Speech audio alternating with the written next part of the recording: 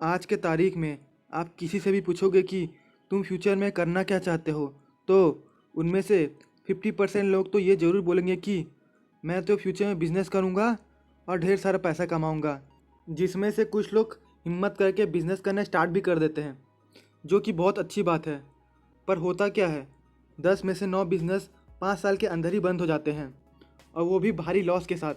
और बाद में ये कंप्लेन करेंगे कि कस्टमर तो बहुत ज़्यादा चीप थे, या वे बार्गेनिंग बहुत कराते थे, या फिर मुझे तो टैक्स ही बहुत ज़्यादा देना पड़ता है, एक्सेट्रा एक्सेट्रा।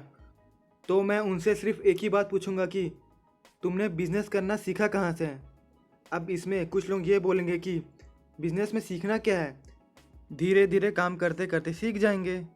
तो उनके लिए तुम धीरे धीरे सीखोगे नहीं, बल्कि तुम धीरे धीरे बर्बाद हो जाओगे। वह कई बार लॉस तो इतना ज़्यादा होता है कि आदमी दोबारा बिजनेस करने का सोच तक नहीं पाता। तो आज के इस वीडियो में उन गलतियों के बारे में बात करेंगे जो अक्सर नए एंटरप्रेन्योर करते हैं। गलती नंबर 1, नो स्किल। आजकल यह देखा गया है कि लोग एक दूसरे का देखा देखी बिजनेस करना स्टार्ट कर देते हैं, क्योंकि उसको देखो वो उस काम को करके कितना पैसा कमा रहा है, इसलिए मैं भी उसी काम को करूँगा। लिटरली उस बिज़नेस को पूरा कॉपी ही कर लेते हैं। पर होता यह है कि उनका बिज़नेस फेल हो जाता है। अब आप ये पूछोगे वो कैसे। एग्ज़ाम्पल के लिए, आपको एक फ़ोटोग्राफी स्टूडियो खोलनी है, पर आपको तो एक फ़ोटो तक खींचनी नहीं आती, आपके पास तो स्किल ही नहीं है। तो आप यह बोलोगे कि मैं एक प्रोफेशनल फ़ोटोग्राफ़र व एक वीडियो एडिटर रख लूँगा। हाँ, आप बिल्कुल रख सकते हो, पर बिना नॉलेज होने के कारण लोग आपसे हर बार झूठ बोल के आपसे ज़्यादा पैसे लेंगे। वह महीने के एंड में स्टूडियो का किराया, बिजली बिल व बाकी सबकी सैलरी देने के बाद अंत में आपके पास तो पैसे बचेंगे ही नहीं। क्यों? क्योंकि शुरुआत में आपके पास तो ज़्यादा कस्टमर होंगे ही नहीं ना, जिससे आपको ज़्यादा पैसे आए। गलती नंबर 2, नो पैशन। आपका तो पैशन ही नहीं है ना उस काम को करने का। बस आपने ये देखा कि आपका बेस्ट फ्रेंड वो काम कर रहा है, तो इसलिए आपने भी उसी काम को करना स्टार्ट कर दिया। तो इस टाइप का बिजनेस भी ज़्यादा देर तक टिकता नहीं है। एग्ज़ाम्पल के लिए अगेन, आपका एक फ़ोटोग्राफी स्टूडियो है, पर आपको तो फ़ोटो खींचने में मज़ा ही नहीं आ रहा है ना। मतलब आप सिर्फ वो काम को पैसे के लिए कर रहे हो, और किसी ने आपसे ज़्यादा बार्गेनिंग करा लिया तो उस काम को अच्छे से नहीं करोगे या उसको ज़्यादा टाइम नहीं दोगे। बल्कि जो लोग अपने काम को लेके बहुत ज़्यादा पैशनेट होते हैं, उनको अपना काम करने में अलग ही मज़ा आता है। उनको कम पैसा मिले या फिर ज़्यादा पैसा मिले, वो काम फिर भी अच्छे से ही करेंगे। गलती नंबर 3, टीम। सबसे पहली बात, आपकी टीम ही ख़राब है। क्योंकि आपने क्या किया है, अपने चाचा के लड़के या अपने कॉलेज के बेस्ट फ्रेंड या फिर अपने पड़ोसी के साथ मिलकर एक टीम बना ली और सोचा कि सब भाई मिलकर बिजनेस करेंगे। सच बताऊं तो ये सब भाई मिलकर बर्बाद होने वाले हैं। क्यों? क्योंकि किसी कुछ आता ही नहीं है। एग्ज़ाम्पल के लिए, आपको एक ई कॉमर्स वेबसाइट खोलना है, तो उसके लिए ऐसे लोगों को रखना है जो अपने फील्ड में मास्टर हो।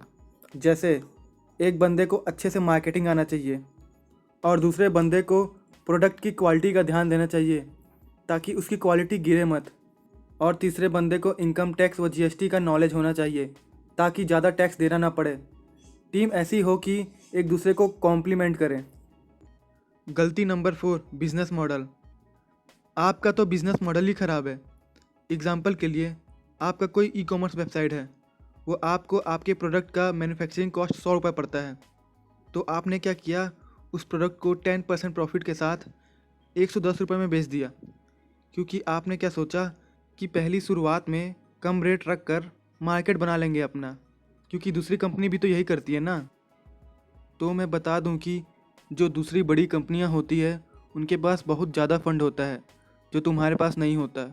और उसके साथ एक और प्रॉब्लम आता है कि आपको तो पता ही नहीं है कि आपके रॉ मटेरियल का प्राइस भी कम ज़्यादा होता है। जो पहले 50 रुपये का था, बाद में 70 रुपये का हो जाएगा। तब फिर कैसे करोगे। और ऑनलाइन प्रोडक्ट में ये भी प्रॉब्लम आता है कि आपके 100 ऑर्डर आने पर ऑन एन एवरेज 20 प्रोडक्ट तो मान के चलो कि वापस हो जाएंगे। तो उनके पैकेजिंग का खर्चा या फिर प्रोडक्ट भी डिफेक्टिव निकल सकता है। तब कैसे करोगे। इसीलिए अपना प्रॉफिट सबसे पहले निकाल के रखना चाहिए। गलती number 5, no feedback system. Example के लिए, आपको एक जगह का मोमोज़ बहुत पसंद आता है। क्यों? क्योंकि वो लोग मोमोज़ बहुत अच्छा बनाते हैं, इसलिए वहाँ भीड़ भी बहुत ज़्यादा होता है। और वहाँ पर 3 प्रकार की चटनी मिलती है, एक लाल वाली, एक सफ़ेद वाली और एक हरी वाली। पर कुछ दिन पहले आपने वहाँ पर हरी वाली चटनी खाई, पर आपको उतना पसंद नहीं आया। फिर आपने क्या सोचा, शायद उस दिन चटनी अच्छा नहीं बना होगा। तो फिर कुछ दिन बाद फिर से आपने हरी वाली चटनी ट्राई की, पर आपको उस दिन भी पसंद नहीं आया, जिससे आपको समझ में आ गया कि वहाँ पर सब कुछ अच्छा है, सिर्फ हरी वाली चटनी को छोड़कर।